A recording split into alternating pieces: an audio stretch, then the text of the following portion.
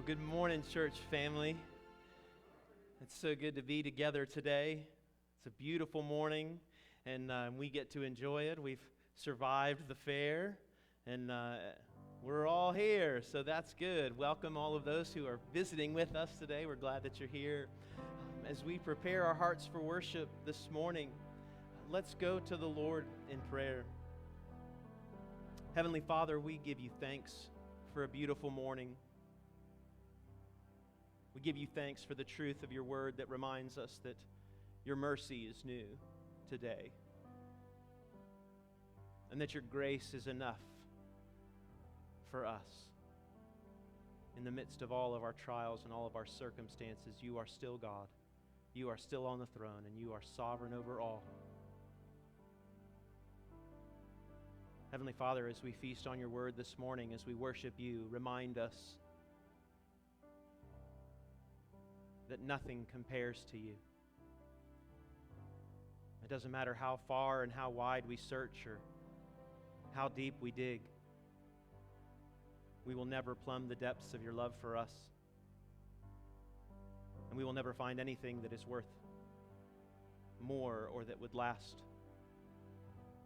but your love for us. Help us to walk in your love, God.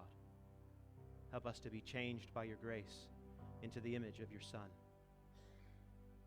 God, this is our prayer this morning. We lift our hearts to you now as we worship you in spirit and in truth, because you alone are worthy of all honor, of all glory, and of all praise. In Jesus' name, amen. Well, let's stand together.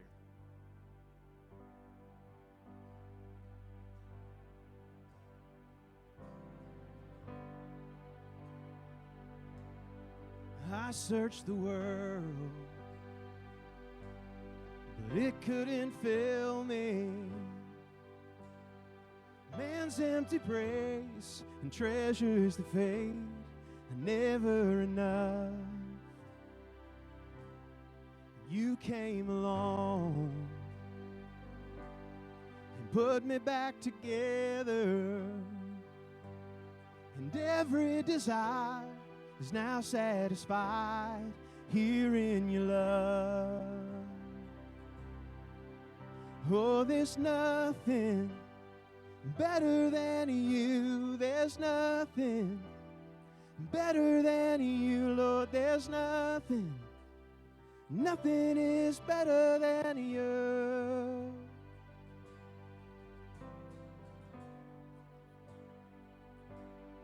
I'm not afraid to show you my weakness, my failures and flaws. Lord, you've seen them all, and you still call me friend. But the God of the mountains is the God of the valley. And there's not a place your mercy and grace won't find me again. Oh, there's nothing better than you. There's nothing better than you, Lord. There's nothing is better than you. Oh, there's nothing better than you. There's nothing better than you, Lord. There's nothing is better than you. You turn mourning to dancing. You give beauty for ashes. You turn shame into glory. You're the only one who can. You turn graves into gardens. You turn bones into armies. You turn seas into highways. You're the only one who can. You're the only one who can. You're the only one who can. Let's sing it out. nothing better than you. There's nothing better than you, Lord. There's nothing. Nothing is better than you. Oh, there's nothing better than you. There's nothing better than you, Lord. There's nothing. Nothing is better than you. You turn graves. You turn graves into gardens. You turn bones into armies. You turn seas into highways. You're the only one who can. You turn graves into gardens. You turn bones into armies. You turn seas into highways. You're the only one who can. You're the only one who can. You're the only one who can.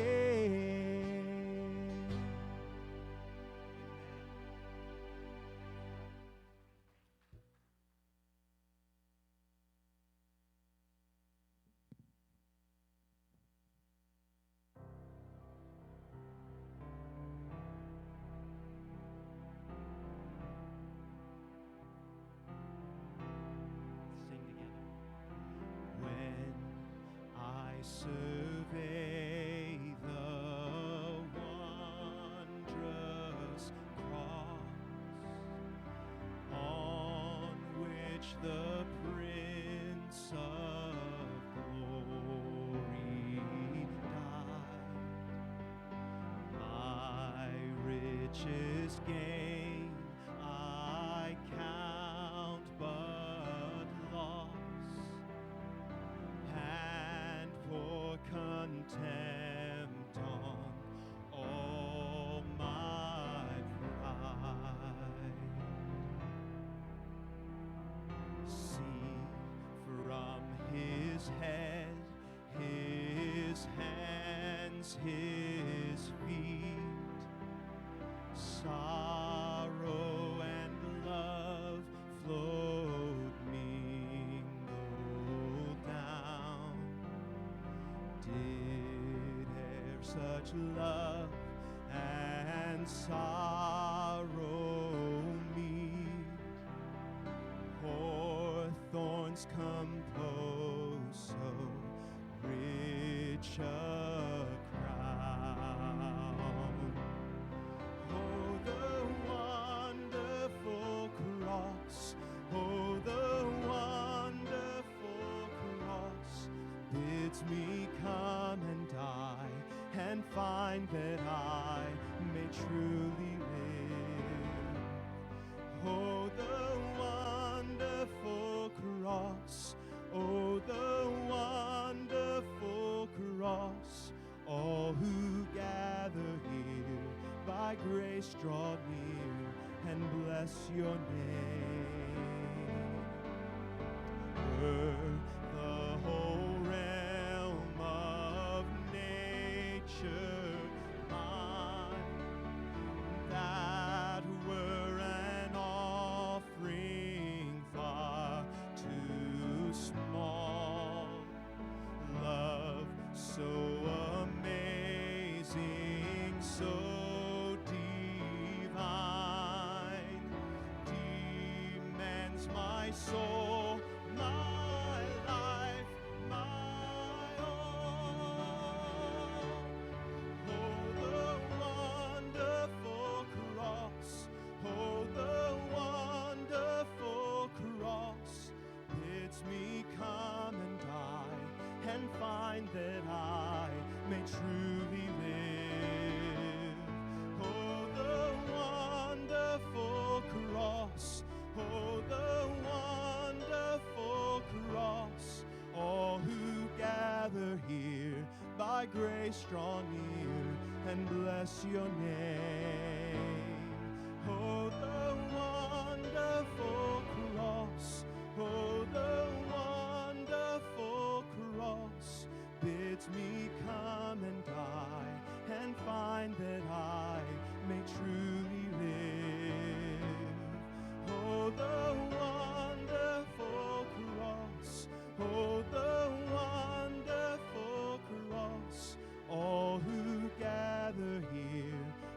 grace draw near and bless your name.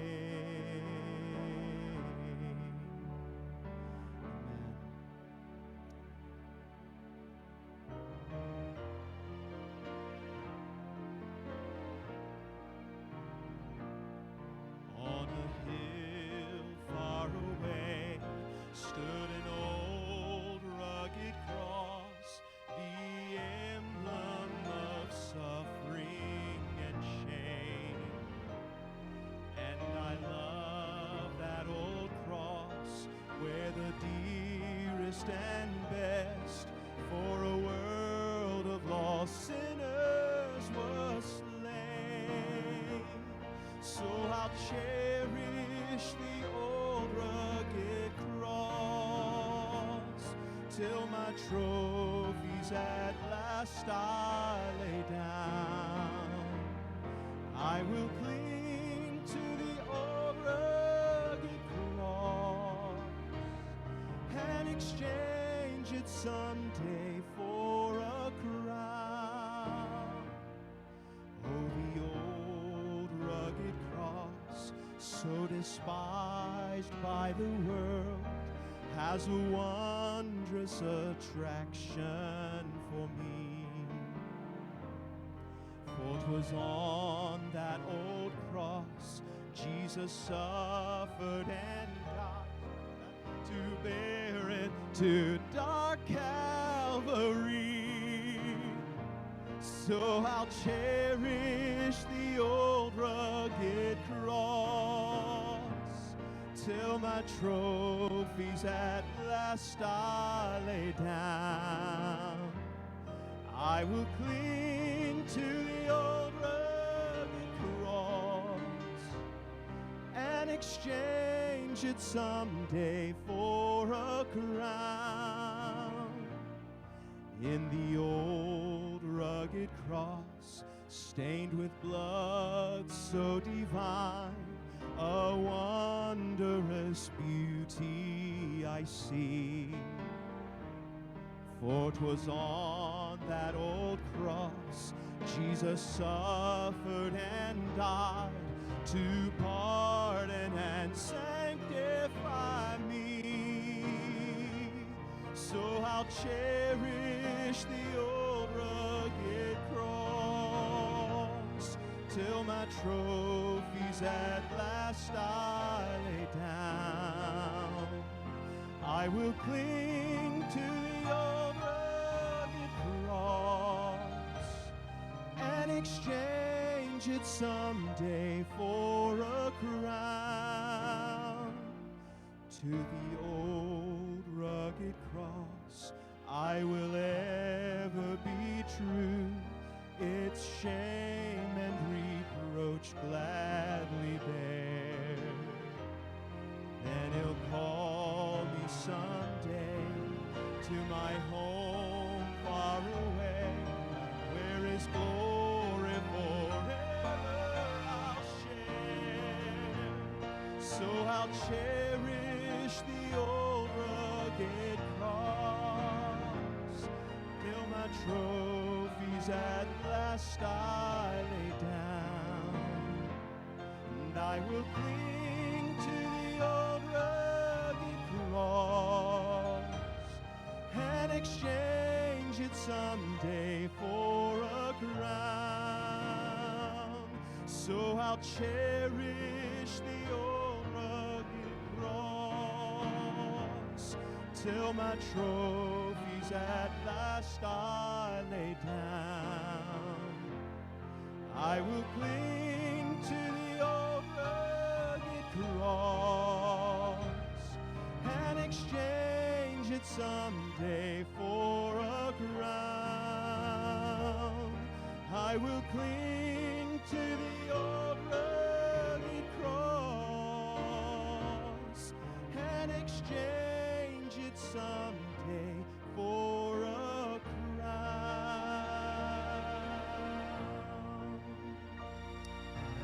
What a beautiful truth. Please be seated, family. I want to share a new song with you today. It may not be new to some of you. Some of you may recognize this, very familiar to you.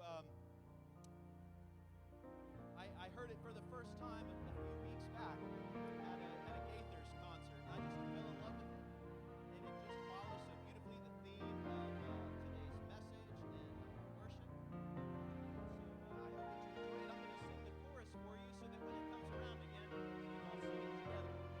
it together. I believe in a hill called Mount Calvary. I believe whatever the cost, and when time has surrendered and earth is no more, I'll still cling to the old rugged cross.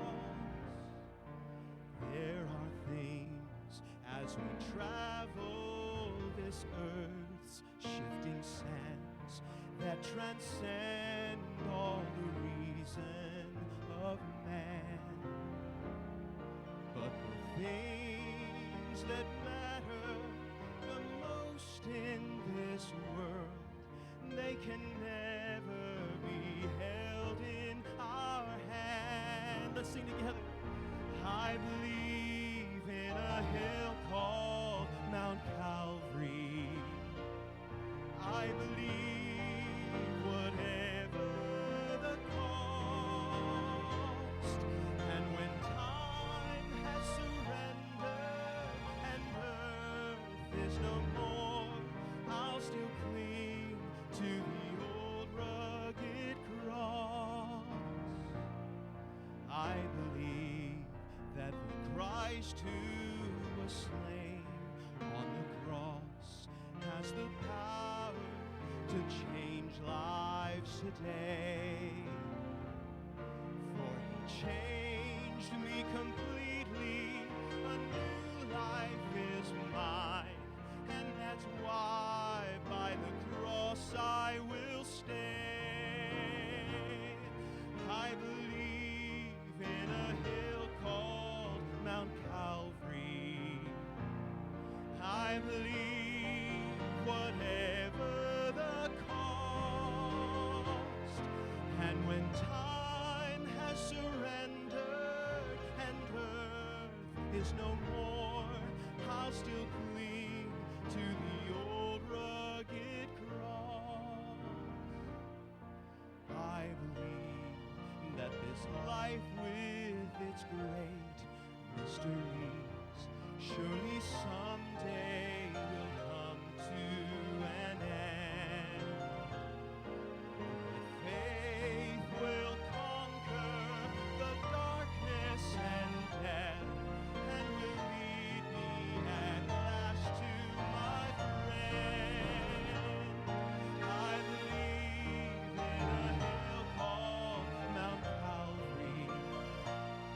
I believe whatever the cost, and when time has surrendered and earth is no more, I'll still cling to the old rugged cross. And when time has surrendered and earth is no more, I'll still cling to the old rugged cross.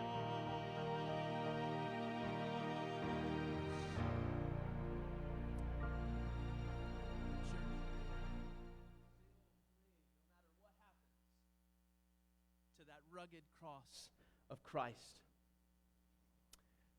As we move on into announcements today, this week, today, we enjoy the grand opening of our fellowship hall, and we get to have great fellowship and great meals. Let's give us all a hand.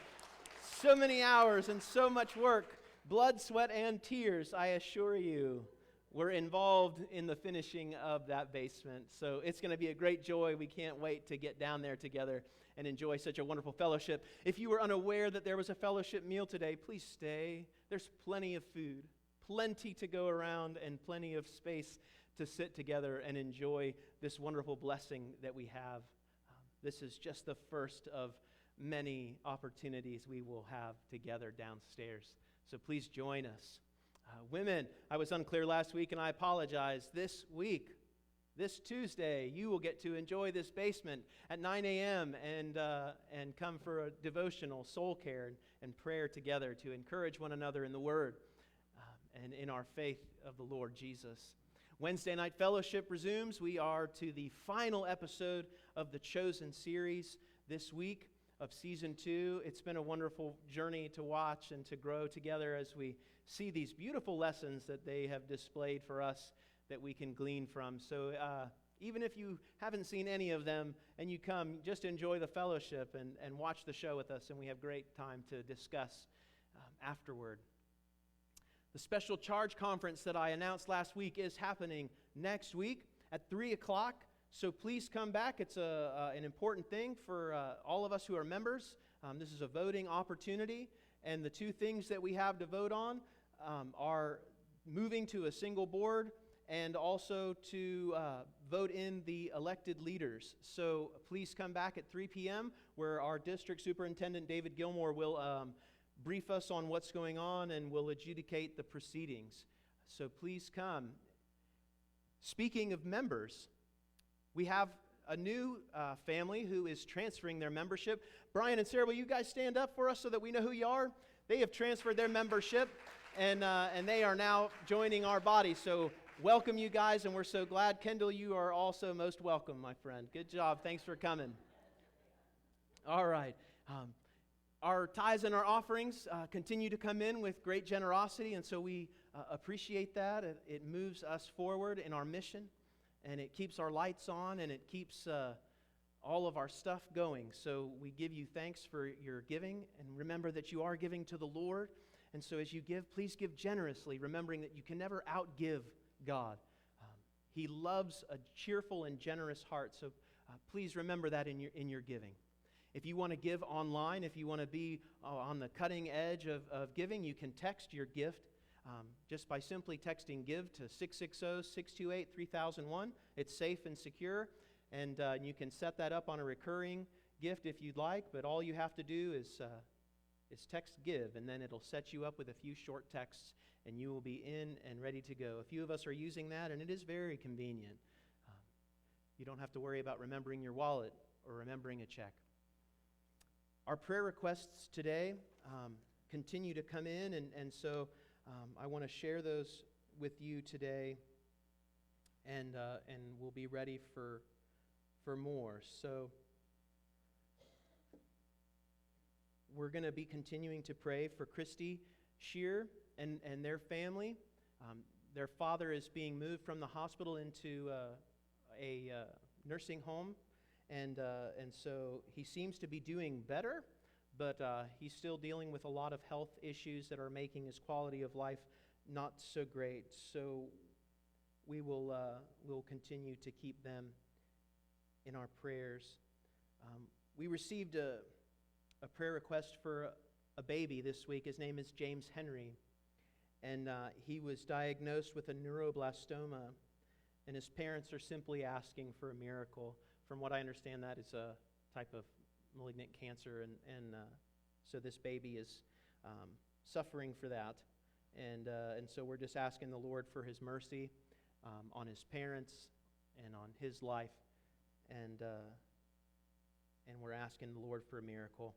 We're also lifting up one of Scott's employees. Her name is Mary, and she's suffering from cancer, and she has declined any kind of treatment. So she is just riding this out until the day comes that she's received by the Lord. We had a prayer request come in yesterday morning for one of our family members. It's Courtney's cousin, actually. Her name is Debbie, and she passed out in the kitchen, and they found that she had a couple aneurysms. And while I was out there with my in-laws yesterday helping them move, they got the call from the doctor, and the surgery went well, and she's going to be fine. So we praise the Lord for his hand there. And we're also going to continue to lift up the underground church in Afghanistan, all of those who are caught behind enemy lines, but our brothers and sisters in Christ are suffering for His sake. And so it's good to be reminded of that and to remember that we have a call on our life to pray for them, to lift them up as often as we can. So we will do that as well today. Anybody else want to share a prayer request today or perhaps a joy? Praying for Chris. You bet.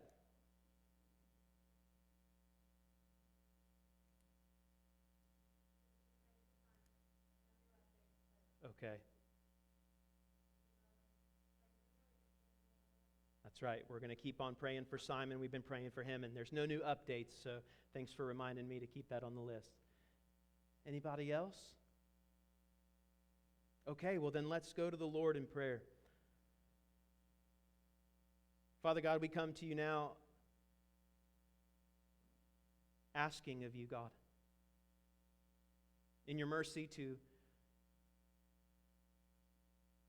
make your presence so known to those Christians who are laying low and hunkering down, standing true, God, in the face of death to the gospel of Jesus Christ. God, we give you thanks for their boldness, and we ask that that would empower us to be more bold here in the United States, where we don't have to fear persecution for preaching the name of Jesus and sharing the gospel with the lost. God, embolden us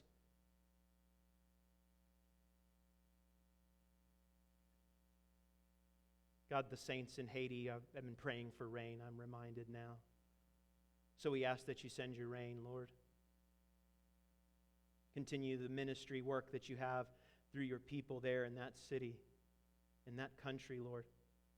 Thank you for Strong Tower Orphanage that is ministering to so many children, changing so many lives. God, we lift up Travis for healing. We lift up Mary for healing as well, Lord. Little baby James, Henry, young Simon. God, we ask for a miracle. We ask that you would come and heal. Thank you for the ways that you heal us, Lord. Thank you that you heal us from our soul out, God. That no matter what happens to our body, Lord, if we belong to you, you've healed our soul and made it right with you. God, we ask for Chris that you continue to work in his life. Continue to hold him and direct him, God. We ask that you hold and direct us as well. Direct us now in our hearts as we move in to the gospel, as we learn from you and what you have to say to us today. In Jesus' name, amen. Okay, well, kiddos, let's come down. I've got to share something with you. It's pretty cool.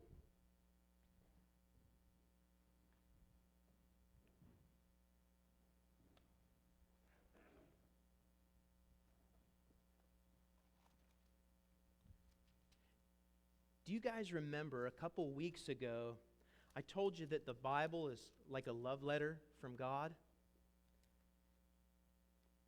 Who here has a favorite book or favorite style of reading?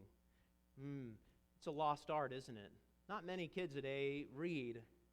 When I was a kid, I didn't read much either, so I'll be honest with you. I think it's a guy thing, or a young man thing. Once we get older, we find ourselves hungering and thirsting for knowledge, and we'll find ourselves reading more and more, learning about things. You know, when you want to grow up and be something, you've got to learn how to do that. And so they're going to write books on those things, and you're going to get to read and learn. Now, this book is a very special book because the Bible is not only a book, it's the very Word of God. Not a single mistake is in this book. The professional way to say that is it's inerrant. There's no errors, right?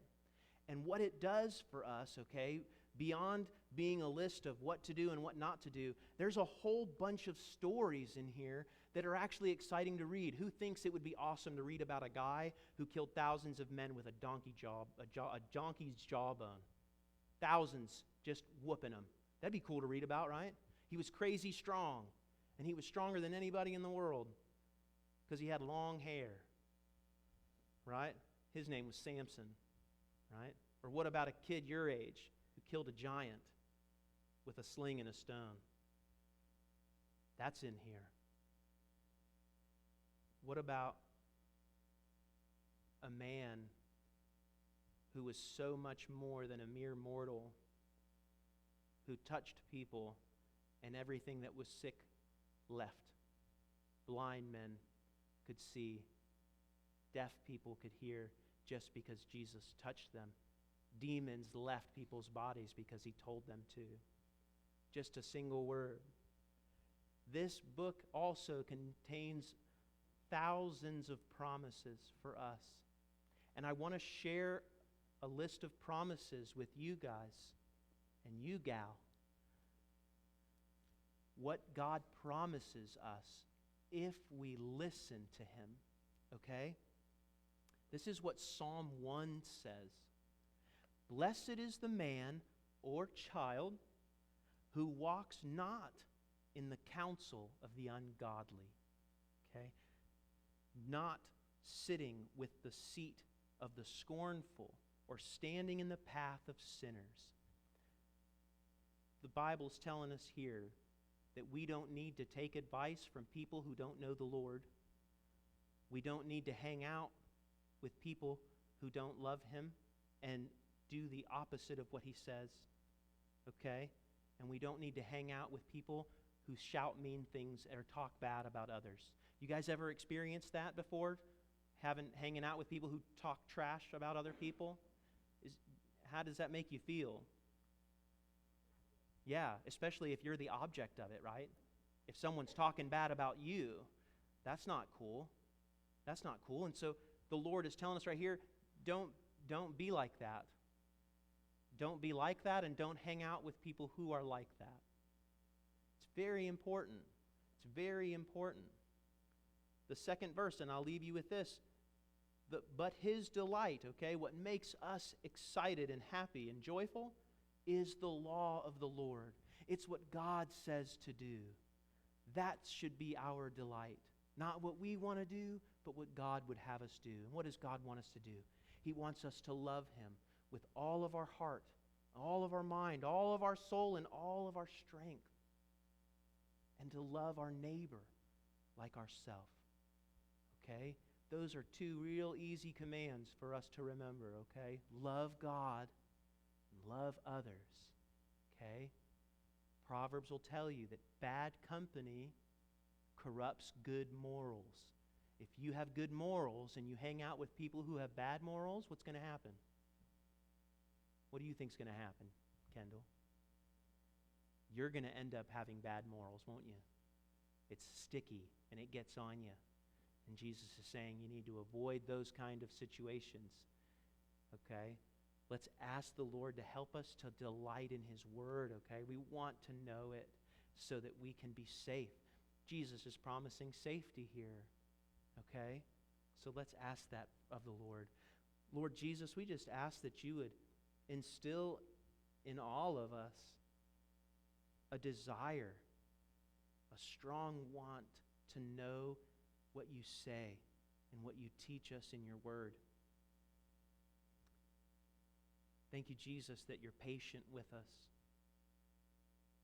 That even when we don't get it right, sometimes that you have love and grace for us that allows us to say, sorry, Lord, and we get to come and step back onto the right path.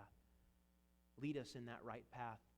Lead these boys and this young one in the right path so that they can love you and be loved by you. In Jesus' name, amen. God bless you guys. Thanks for coming up.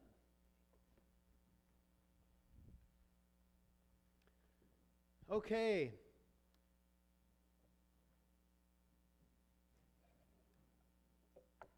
I found myself this week having a really hard time going anywhere other than right where we were last week. We've spent so many years going verse by verse that the next verse just seemed to be where we should go. And we're just going to finish this wonderful chapter of Luke in the 14th chapter, as a matter of fact. And as we get into that, we're going to be looking at the cost of discipleship.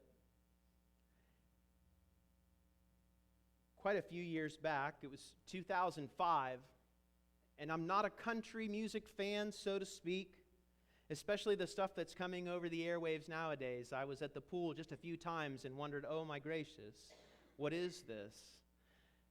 And but in 2005, a wonderful group by the name of Brooks and Dunn. Y'all know them? Sure you do. They got a lot of good music out. I kind of like their stuff. But in 2005, they released a song, and it was so beautiful because the chorus says, I bow my head, I raise my hands and I bow my head, finding more and more truth to the words written and read. Yeah? And he continues, and he says that they tell me that there's more to life than just what I can see. And I believe this idea about the words written and read are so good for us, because if you don't have a color-coded Bible, the words written in red are the words of Jesus. Jesus, the Son of God, God in flesh, spoke these words. And if we believe them, we will do what they say. And there's a great blessing for us when we obey what Jesus tells us to do. Last week, we got to see him interacting with Pharisees at a dinner where he was set up to heal on the Sabbath, which he did. And then he told them a little bit about themselves. He told them, if you want to eat bread in the kingdom of God, then you need to stop being so selfish. You need to stop being so proud. You need to stop excluding people. You need to render invitations to those who can't invite you back. And he said, and you certainly must not reject my invitation.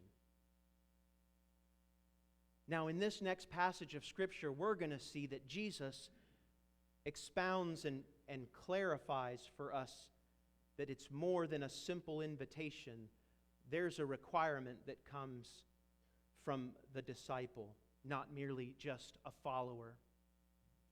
So we're going to be looking at the cost of disciples. Let's read this. Large crowds were traveling with Jesus, and turning to them, he said, if anyone comes to me and does not hate father and mother, wife and children, brothers and sisters, yes, even their own life, such a person cannot be my disciple. And whoever does not carry their cross and follow me cannot be my disciple. Suppose one of you wants to build a tower. Won't you first sit down and estimate the cost to see if you have enough money to complete it? For if you lay the foundation and are not able to finish it, everyone who sees it will ridicule you, saying, this person began to build and wasn't able to finish. Or suppose a king is about to go to war against another king. Won't he first sit down and consider whether he is able with 10,000 men to oppose the one coming against him with 20,000? If he's not able, he will send a delegation while the other is still a long way off and will ask for terms of peace. In the same way, those of you who do not give up everything you have cannot be my disciples. Salt is good, but if it loses its saltiness, how can it be made salty again? It is fit neither for the soil nor for the manure pile. It is thrown out. Whoever has ears to hear, let them hear. That's a really tough teaching. And there's some words that we're going to have to look at today, because when you hear Jesus say that, you're like, well, that doesn't quite go along with this message of love that you've been talking about. But I want to present to you that it was because of Jesus' great love that he put it so bluntly and so clearly what it means to be a disciple. He left no room for misunderstanding and for misinterpretation. The first thing that he tells us is that no one and no thing comes before Jesus. If anyone comes to me and does not hate father and mother, there it is again. Hate. What? Well, we'll understand that this is purely a comparison. Jesus was a Hebrew. This is a Hebraic term. When you use the word hate here in this context, it means to love less. If you don't love everybody, every relationship, every family member less than you love Jesus Christ, you cannot be his disciple. But I thought that Jesus wants us to love everybody. Doesn't he want us to be kind to our neighbors and to show grace and love to everyone? Yes, he most certainly does. He most certainly does. But when Jesus tells us this, he makes it so clear that being his follower is more than simply accepting an invitation. So often, we present the gospel without the implications of what it means to follow Jesus. I've even left it off at a prayer. Jesus, I accept you into my heart and this and that and the other, and off we go. But there's no change in our life. We don't love Jesus more than all the things that we used to do. Jesus is letting us know right here, Jesus is not an accoutrement. He is not an addition to your life.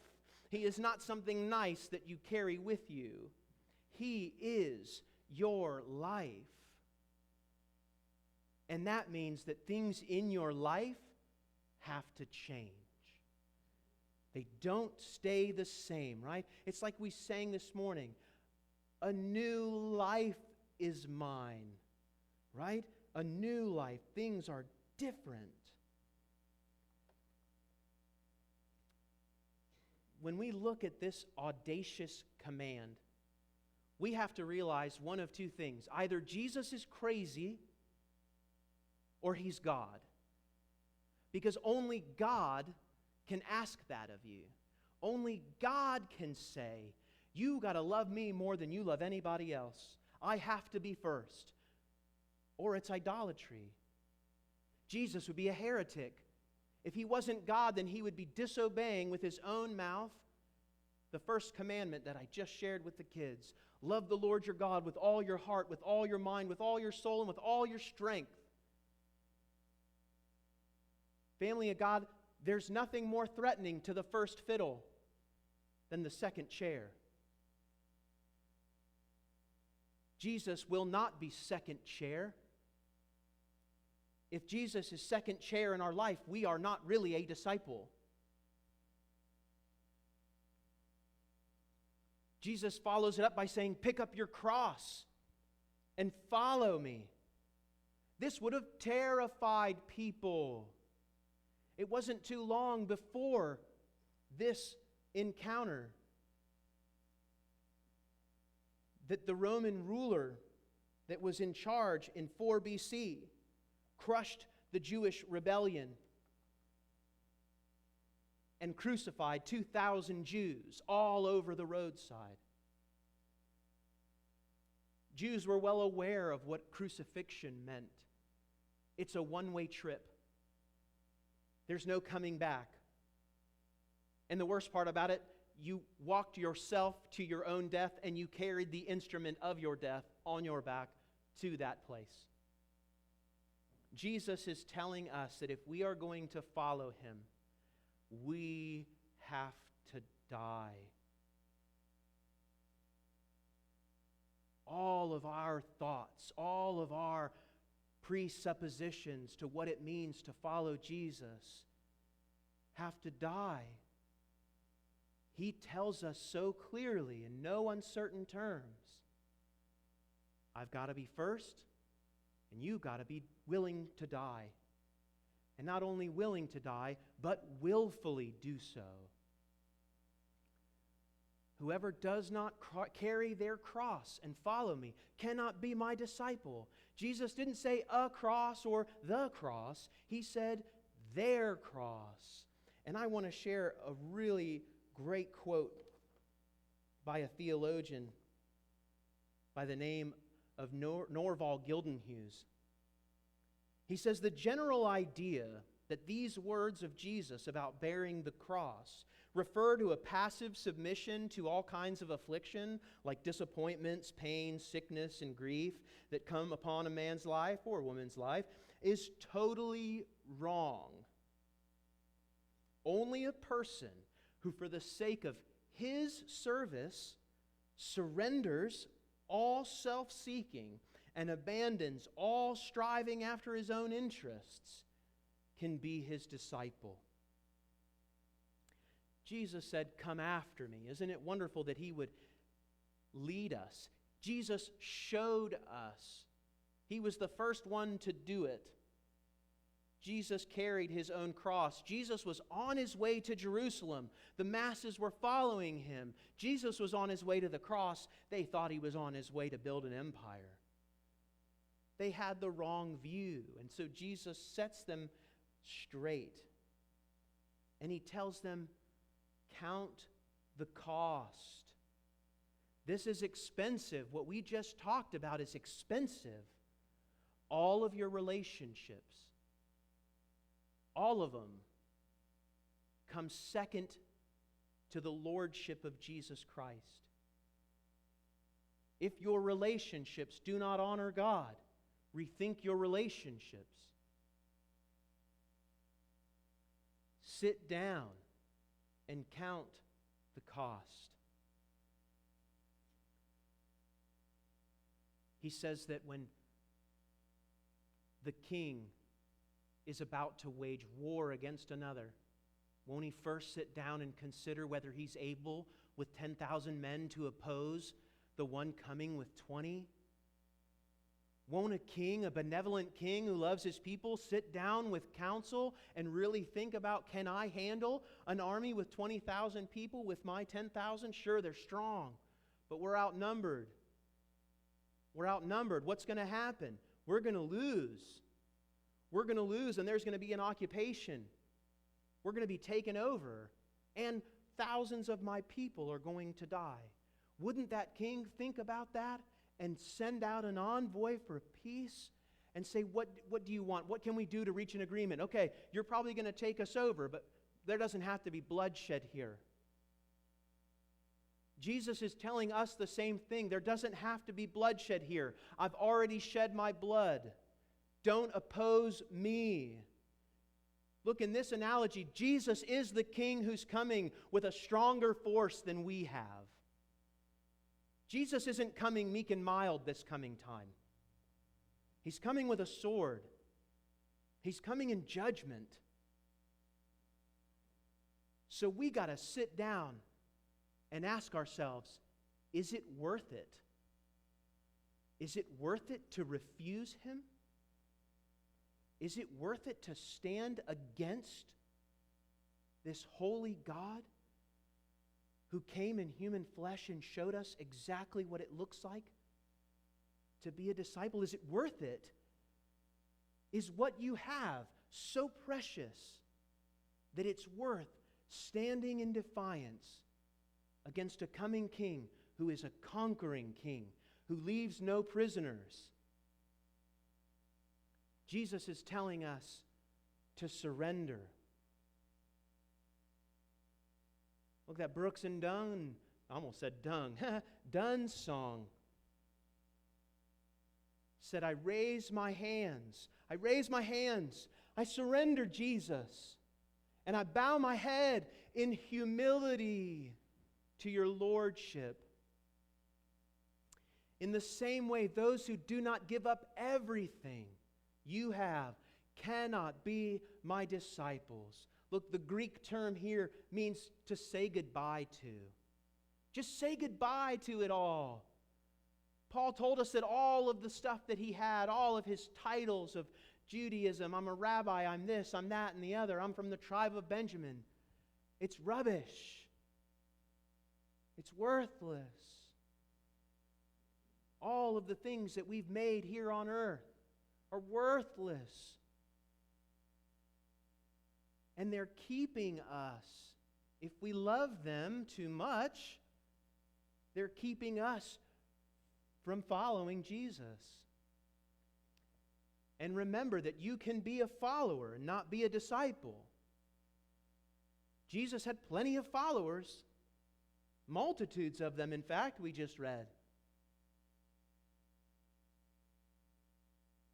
There's a great quote that says that it's possible to be a follower of Jesus without being a disciple, to be a camp follower without being a soldier. William Barclay wrote that. Following the army around, seeing what's going on, right? Coming to church every week. Coming to church on Wednesday. The soldiers are here. The people who are following Christ as disciples are soldiers in His army. We can be all around them, but if we're not in the army, we're missing out. We have to forsake all that we have in order to gain Christ.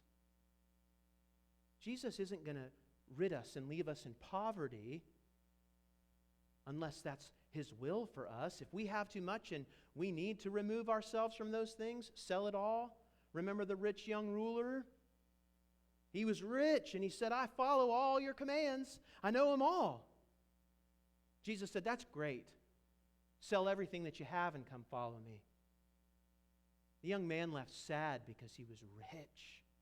He was too rich to give up everything and follow Jesus. People came to Jesus and said, I'll follow you, Rabbi. And he said, look, I don't have a home. I don't know where I'm sleeping tonight. You going to come? No, they left. Some people answered his call with a statement, I've got to go bury my dad. He's not even dead yet. I got to go bury my family members.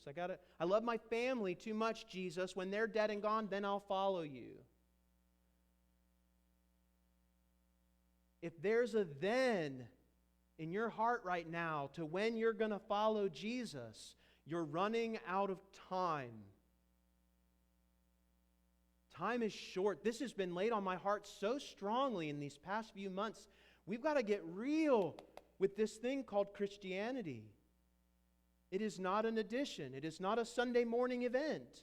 It is a lifestyle. It is a life change. And it takes a lot of surrender. It takes a lot of God's grace. Look, Jesus isn't saying this and saying to you, you better wash up before you come to me. That's ridiculous. That would be like taking a sponge bath and then go taking a shower. Why would you do that? But it's also not saying, come and follow Jesus. There's nothing expected of you. Because that would be a lie. Jesus Himself told us what's expected of His followers. What's expected of a disciple. Listen, this gift of life that He gives us is a free gift, okay? It's freely given to us, but we get to do something with it.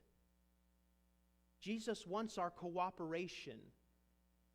He is in the business of sanctification, okay? That's what His grace does for us. You Wesleyan scholars will know. John Wesley talked about sanctifying grace. That's the grace that makes us more like Jesus. And He is in the process of doing that right now in the heart of every believer.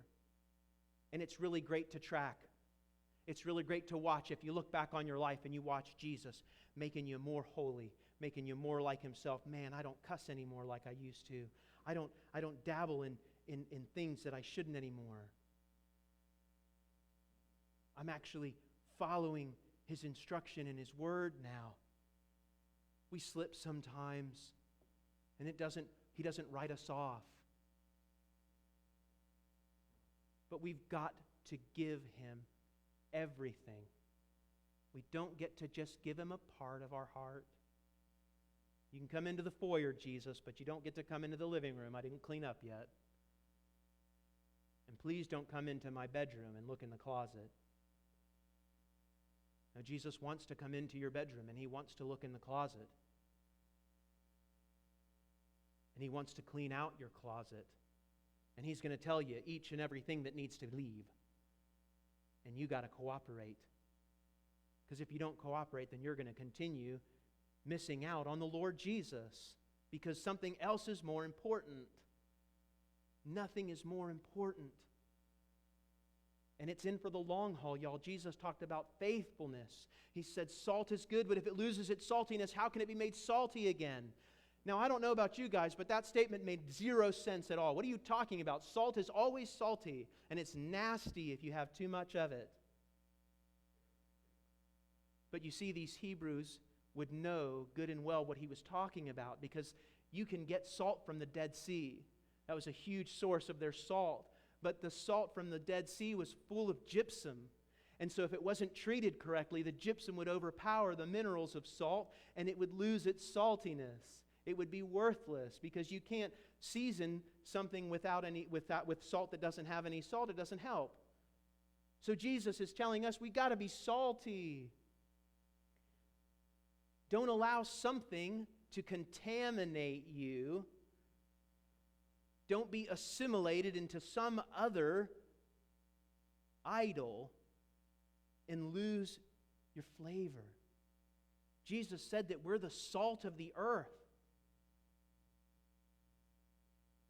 And it's hard to be salty because not everybody likes salt. Not everybody understands that the right amount of salt actually makes things better. I'll disagree with you and maybe even come to blows if you want to talk about that in regard to fruit. You don't need to put that on. Those don't go together. Okay? That's just weird, and you guys are weird if you do that, but I'm still going to love you. Okay? Be salty. Look, a disciple who's lost his salt is a useless disciple. Jesus has no use for someone who is not salty.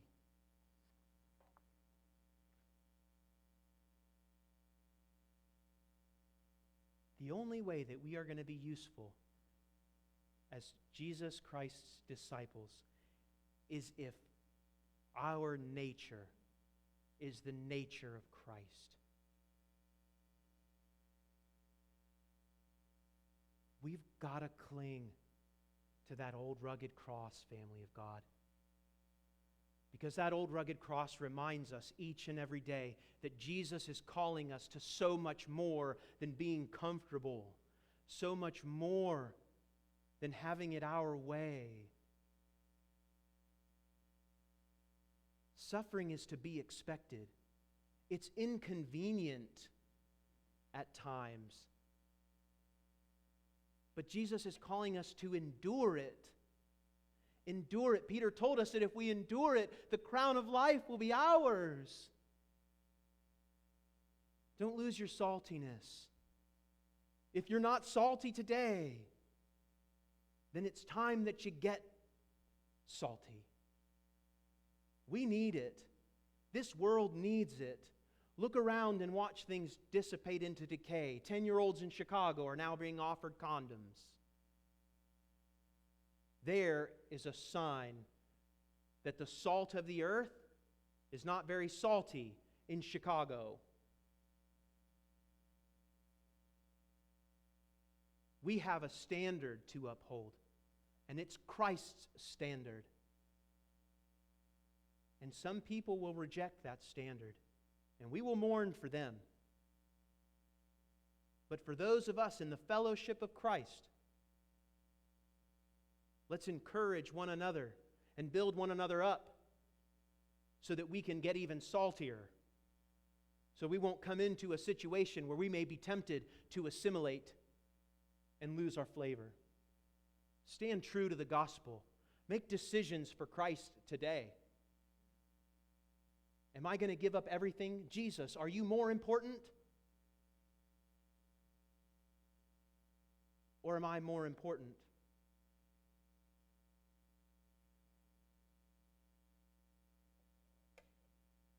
I hope it's the former. I hope that we will all just die to ourselves. Surrender to the lordship of Christ and pick up our cross. Deny ourselves and come after Him. He showed us the way. He died first so that we could live forever. This is only temporary. A little suffering. Who cares? So it's inconvenience. You washed the dishes last night and you got to wash them again because somebody didn't do them. So what? That's on the lower scale. That's simple family dynamics, right? But we get to practice our Christian value in our family before we go anywhere else. Look, if we're not showing our family what Christ looks like, how are they going to grow up and believe it? Or how are you going to show anybody else? Let's not be hypocrites. We are hypocrites, but let's not practice hypocrisy. If anyone tells you, I don't go to church because it's full of hypocrites, tell them that's okay. Come on, there's plenty of room. There's room for one more. Not a single person in here is not a hypocrite. But God's grace is upon us to change, y'all. To turn away from hypocrisy and walk in righteousness. The cost of discipleship is high. Jesus finished His statement, whoever has ears to hear, let him hear. I hope we're listening this morning. This is what Jesus says. He's the author and perfecter of our faith. I love it. I didn't make this up. If you don't like it, that's cool. Take it up with God. Don't take it up with me. Jesus said this to us today. He said, you be willing to die. Then you can follow me. Then it's real. Don't allow yourself to slip into some false security that I said a prayer and I'm going to heaven, but my life looks like hell. I do what I want when I want. I say what I want when I want. Believe what I want how I want. And no one's going to tell me any different. Oh, my dear friend, the pride of life has consumed you and you are lost. Jesus said, I am the way, the truth, and the life. No one comes to the Father except through me. There's no other religion out there except for Christianity that will lead you in, safe and sound, to the Father's heart. Everyone else will lack salt and be thrown out to be trampled underfoot. Don't be saltless salt. Let's pray. Heavenly Father, we ask that you would give us grace this morning to receive this teaching. It's not easy. Jesus pulled no punches. God, help us to find the balance between loving you more and loving everything less and not allowing that to slip into apathy toward the world. The world needs you, Jesus, and you've sent us through the power of your Holy Spirit, filled with the good news of the gospel, that you came and you died for every man every woman, every child, so that they might inherit everlasting life. Thanks for telling us how, Lord. Help us to listen. Help us to hear you. Help us to obey. Help us to surrender, God. Help us to raise our hands in surrender to you, God, knowing that we have no power to withstand your holiness. Thank you that it is by your mercy and by your blood that we are washed clean. Help us to enter into that cleansing flow and never leave, God. To continually be renewed day in and day out in our mind through your word. Obeying and following it. Living it and loving it. Leading others to it so that they too may be changed. Thank you for your kindness that leads us to repentance, God. You're not angry at us. You are full of kindness and steadfast love. Help us to join the ranks of the faithful.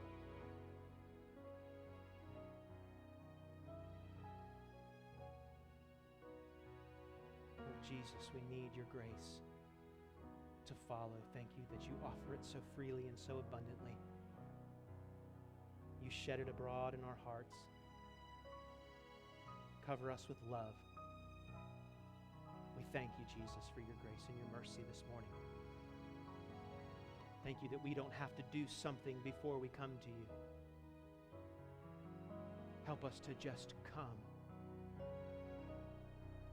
with a heart of humility and repentance, turning from sin and walking into everlasting life, and continuing to walk in the path that you've shown us.